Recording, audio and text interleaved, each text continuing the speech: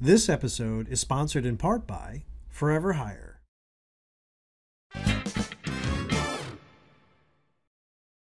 Hey everybody, thanks for checking out this video. This is Michael MidKnight here. I've actually been taking the past couple of months to do a mini-series of sorts for candidates, staffing, hiring managers, career coaches, and just all aspects of the hiring table process. I'm not a recruiter.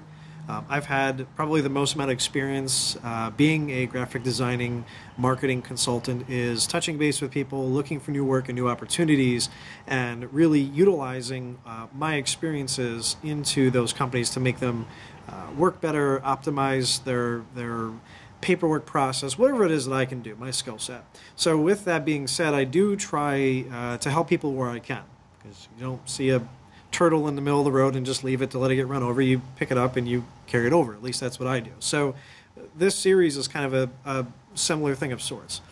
With that being said, there are going to be times where I get questions. People reach out. I ask everybody if you have an interesting question. I try to answer as many as I can. So with that, there have been a couple of questions I'm going to do today as a Q&A.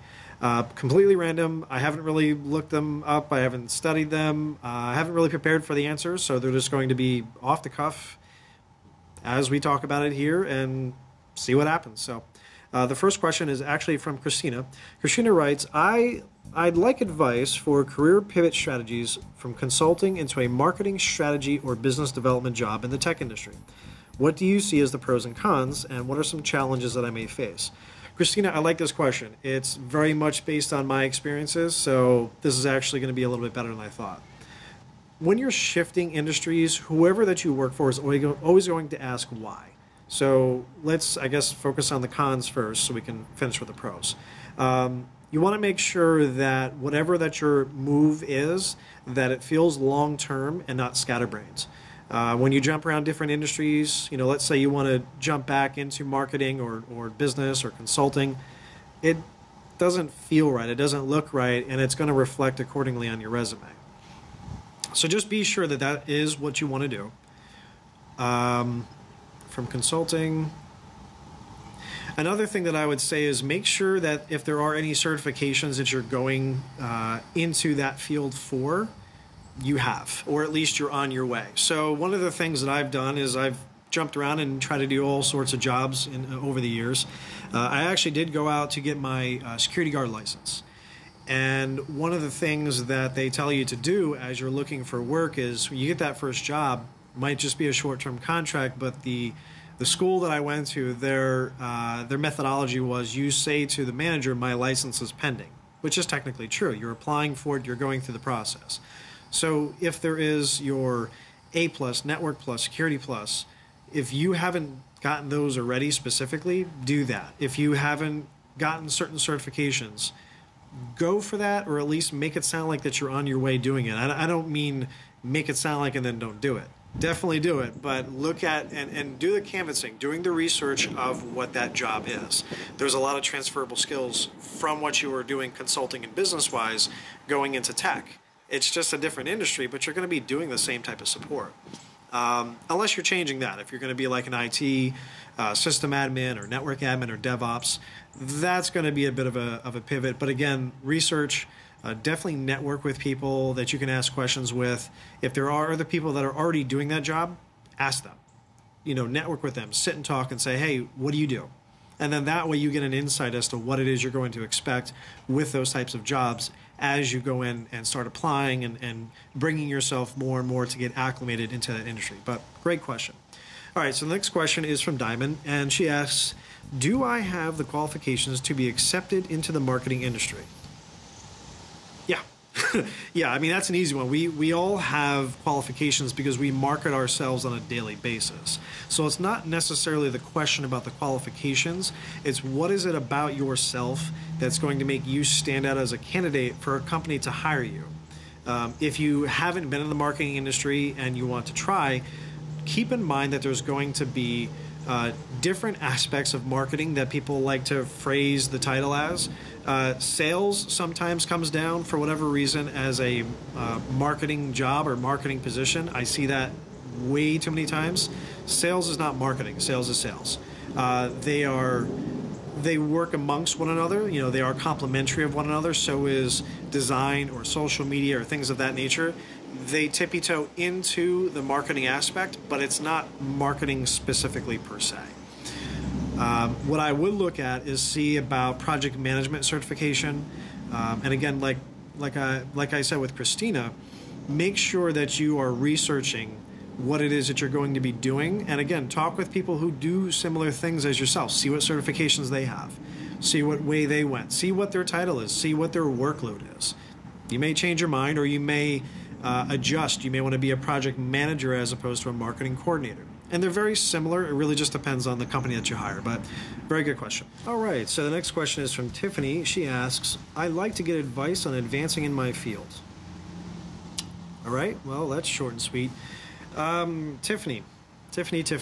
So anytime that you're going to be advancing in your field, you're going to want to get, again, as I've kind of said with Diamond and with Christina, you're going to want your certifications. You're going to want to be able to show that employer, your boss, your hiring managers, whoever the directors are, that you're not just rotting on their payroll. It makes you also more valuable as an asset to the company.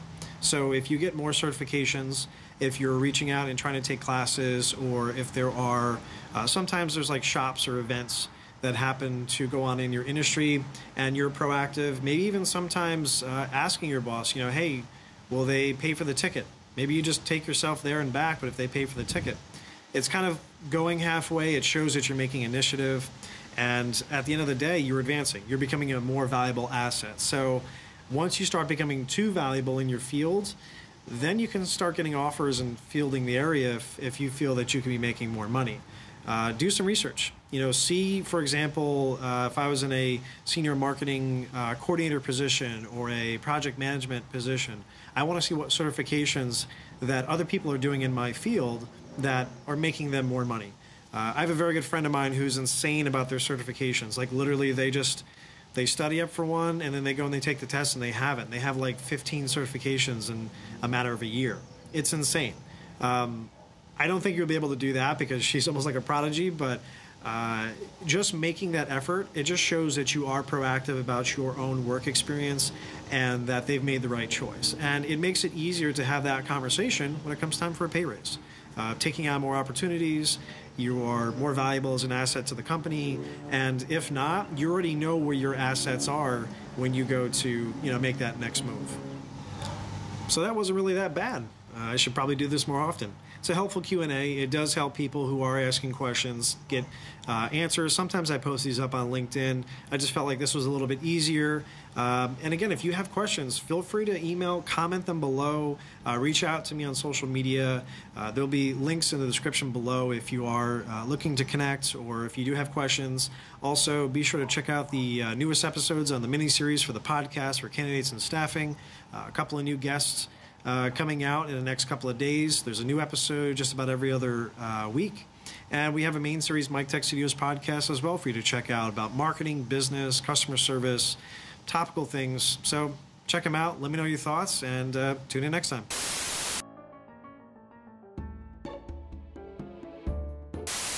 So I can't help you directly with that, but what I can do is as far as for...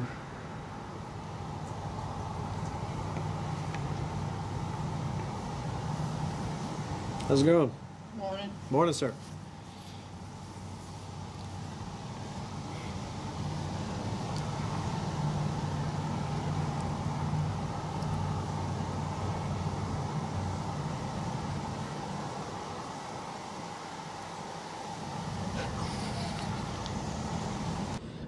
Chances are, if you haven't, you're going to have a more difficult time in doing this.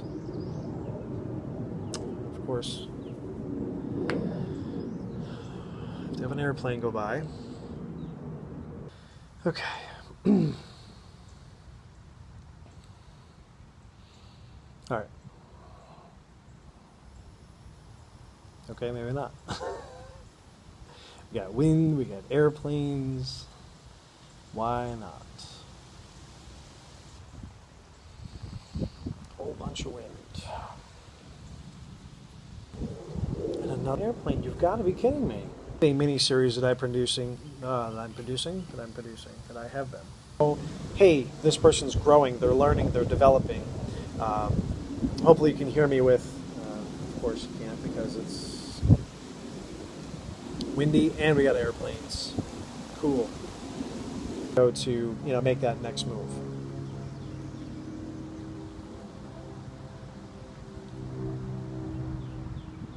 Questions that I've answered, but what questions do you have? How can I help you? Who can I connect you with? I swear to God, there's like, I just think it's airplane day.